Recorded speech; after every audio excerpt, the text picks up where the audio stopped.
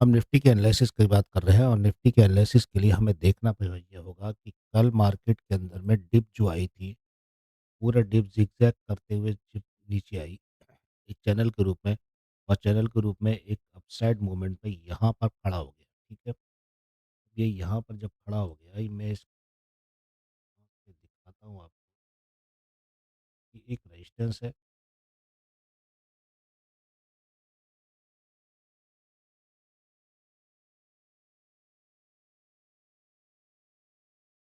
ये आपका एक रेजिस्टेंस बन गया। अब ये समझ लो, आप टॉप समझ लीजिए, कुछ भी समझ लीजिए। अब यहाँ पर आपको एक चीज़ रही होगी, एक चीज़ नज़र आएगी यहाँ पर, ये अगर एम पैटर्न बन जाता है, ये यहाँ पर एम पैटर्न बन जाता है, ये वाला पोर्शन अगर यहाँ रेजिस्टेंस बन जाता है, जैसे मैं मानूँ कि एम पैटर्न बन जाएगा, लास्ट के में यहाँ पर एक एम पैटर्न बनाता ये, या रेजिस्टेंस बना मान लीजिए। तो यहाँ थोड़ा टाइम पास करके इसने अगर रेजिस्टेंस बना लिया यहाँ पर, तो मेरा कहना यही है कि ये जो रेजिस्टेंस बनाया, पॉसिबल है कि यहाँ रेजिस्टेंस बनाएगा। उसका कारण ये है कि यहाँ पर अगर आप देखेंगे, मूवमेंट के अंदर में, ऑप्शन के अंदर में देखेंगे, एक ऑप्शन के अंदर में, ये देखिए, ऑप्शन के अंदर में यहाँ पर आप 26042 पर है और 30 तारीख के अंदर में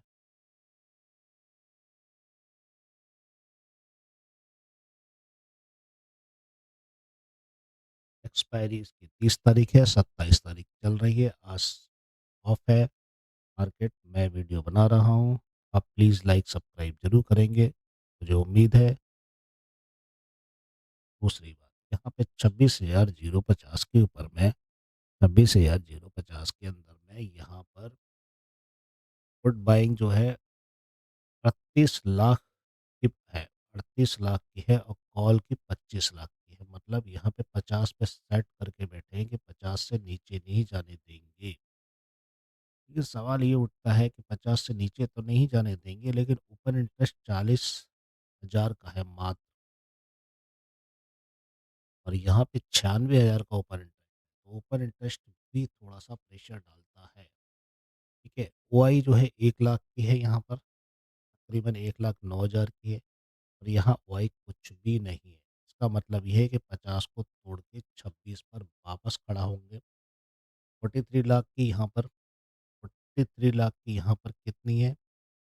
43 लाख की पुट वालों के पास वॉल्यूम है, लेकिन यहाँ पे वॉल्यूम नहीं है, 21 लाख का वॉल्यूम है। अब ओपन इंटरेस्ट 26 पर कुछ भी नहीं रखा इन्होंने, पुट राइटिंग की कुछ भी ओपन इंटरेस्ट नहीं है, और यहाँ पर 58 लाख, 58,000 के, 56,000 के आसपास। तो 2 लाख की ओआई यहाँ रखी हुई है, 1,50,000 की यहाँ पे रखी है ओपन इंटरेस्ट। सवाल ये उठता है कि यहाँ जब आपने ओपन इंटरेस्ट ही नहीं है आपके पास में, तो ये तो फेंक देगा आपको नीचे। सवाल ये हो गया कि भाई, अब सवाल ये है कि यहाँ पर अगर हम सवालों के घेरे में जाएँ, तो यहाँ से ये, इसने अगर नीचे धक्का मारा, पहला स्टॉप 26,000 के आसपास, पहला स्टॉप ये 26,000 के आसपास ये मिलेगा आपको, तकरीबन इसके आसपास ही मिलेगा। ऊपर जाने के चांस तो कोई ख़ास इतने है नहीं। 50 की रीडिंग पे अगर आप बैठोगे, 50 की रीडिंग ये है, तो 50 के आस-पास ही खड़ा हुआ है। तो 50 की रीडिंग के अंदर बैठोगे तो 50 तो वो छोड़ ही नहीं रहा। तो यहाँ से इसने वी शेप बनाया है, वी शेप के ऊपर ऊपर यहाँ टकराएगा। क्या टकराएगा? तो कितना है यहाँ पे पॉइंट? 54, एवरेज 51 पे है, 2-3 पॉइंट अगर ऊपर उछलता भी है, कल मार्केट ने अगर यहाँ से सुध ले ली और जहाँ पे इतना भी आ गया, 60-65 तक आ गया, तो हो सकता है 60-65 आने के बाद नीचे, क्योंकि ये वाला जो पोर्शन है ना, वो एक चीज़ बहुत अच्छी तरह समझा रहा हूँ, अगर inverse head and shoulder pattern काम करती है, तो लेफ्ट साइड का जो कॉलम चल रहा है, राइट में भी वैसा ही चलता है। इसको नीचे जब आएगा यहाँ पर, ये कुछ इस तरह से नीचे आएगा, तो हल्का-सा टर्न घूमते हुए फिर निकलेगा। उस समय ओपन इंटरेस्ट क्या कहता है, वो ओपन इंटरेस्ट बताएगा हमको कि कितना पिटना है। इसको अगर यहाँ से नीचे गिरता है तो फिर यहाँ पर एक सपोर्ट पड़ेगा। बहुत बारीक चीज़ है देखिए। यहाँ पर एक सपोर्ट से फिर उछल के ऊपर की ये सपोर्ट के साथ टच हो जाएगा, ऊपर जाएगा। हम इस दायरे में 26,050 और 26,000 के दायरे के बीच में थोड़ा-सा मोमेंट रखेंगे और लॉन्ग ड्यूरेशन के अंदर में हम देखेंगे तो उम्मीद हमें ये है लॉन्ग ड्यूरेशन के अंदर में कि लॉन्ग ड्यूरेशन में अगर ये देखिए 1 डे का चार्ट है, 200 मूविंग एवरेज यहाँ खड़ी हुई है, तो आपको 25,900 के आस-पास दोबारा से समझ के आना होगा। 200 ये 31 की यहाँ पर सपोर्ट है। तो मेरा कहने का मतलब है आप तैयार रहिए कि 900 के आस-पास आप रिटर्न आएँगे। का कारण भी समझा देता हूँ, उसका कारण ये देखिए लोअर लो बनता रहा, इसने अपसाइड मारी है, एक हेड एंड शोल्डर पैटर्न तैयार हो रहा है ये। अगर आप गौर से देखेंगे तो इसे एक हेड एंड शोल्डर पैटर्न कह सकते हैं।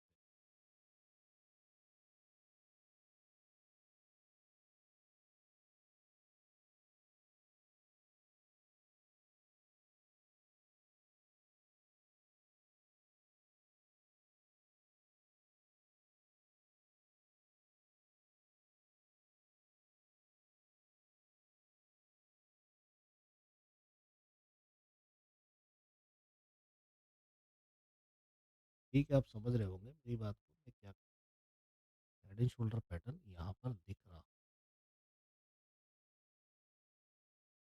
ये पैटर्न कुछ इस तरह से काम करेगा। मैं इसको एक डायनामिक बनाऊँ कि इस तरह से आ जाए।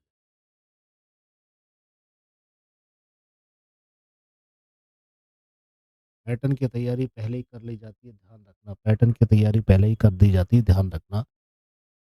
पर अब आप आ जाइए वापस अपने चार्ट पर। आप आ जाइए 1 डे के चार्ट पर। 1 डे के चार्ट पर आपको क्या नज़र आएगा? 1 डे के चार्ट में एक तरह से ज़िगज़ैग ही नज़र आ रहा है पूरा। यहाँ तक आते हैं, फिर ऊपर जाते हैं, फिर नीचे आते हैं। मूवमेंट लोअर लो हो चुकी है। यहाँ बेस बना लिया है यहाँ पर। 25,700 के आसपास हमारा बेस है। यहाँ तक अभी हम नहीं आए। तो अभी फ़िलहाल हमें कोई घबराने की बात नहीं है। इतना मूवमेंट कोई फ़र्क नहीं पड़ता क्योंकि यहाँ कैंडल को देखेंगे आप। 5 मिनट की कैंडल है ये।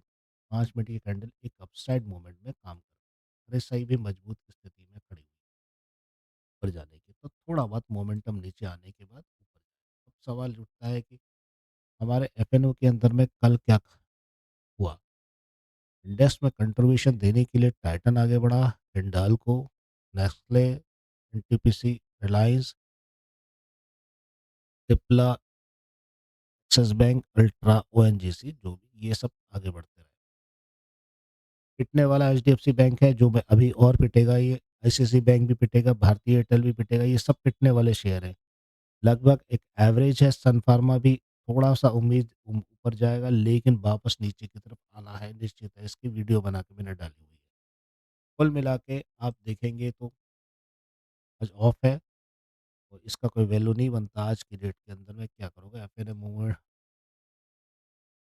है। वहाँ पर हम ये देखेंगे कि इस एफआई ने क्या किया, कल की डेट में लास्ट में क्या किया, मतलब 26 तारीख के दिन में क्या किया। 26 तारीख में एफआई ने अभी भी यहाँ 318 करोड़ का सेल किया है कैश में। डीआई ने अभी भी खरीदा, डीआई लगातार खरीद रहा है। डीआई का पूरा फिगर खरीदा हुआ है। डीआई अभी उसे पीछा हटना ही नहीं है क्योंकि ये देखो 1773 का डीआई ने कैश में खरीदा, फ्यूचर एफआई ने बेच दिया है। ध्यान रखना 1 जितना इसने खरीदा है लगभग उतना फ्यूचर उसने बेच दिया। 1131 के आसपास बेचा।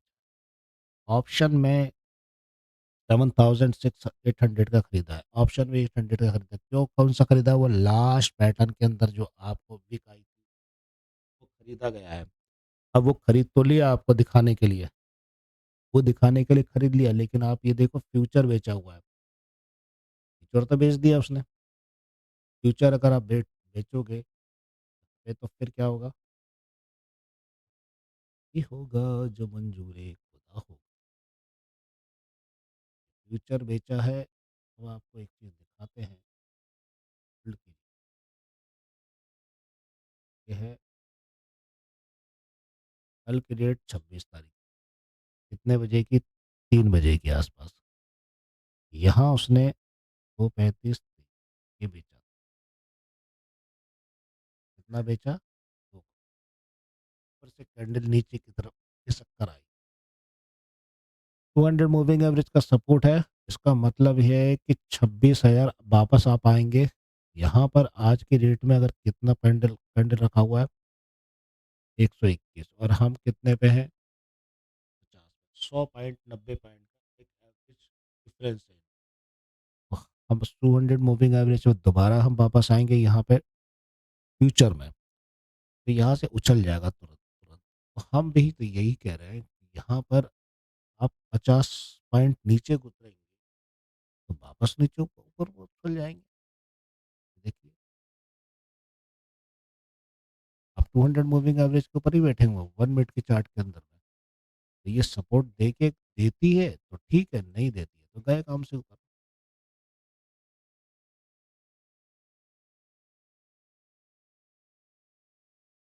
ठीक है जी? और कुछ लाइक और सब्सक्राइब करते रहिए।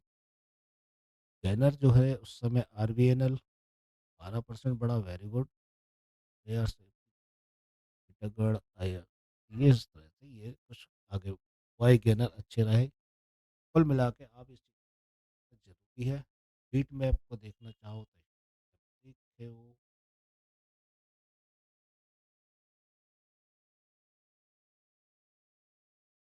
Bye bye bye bye.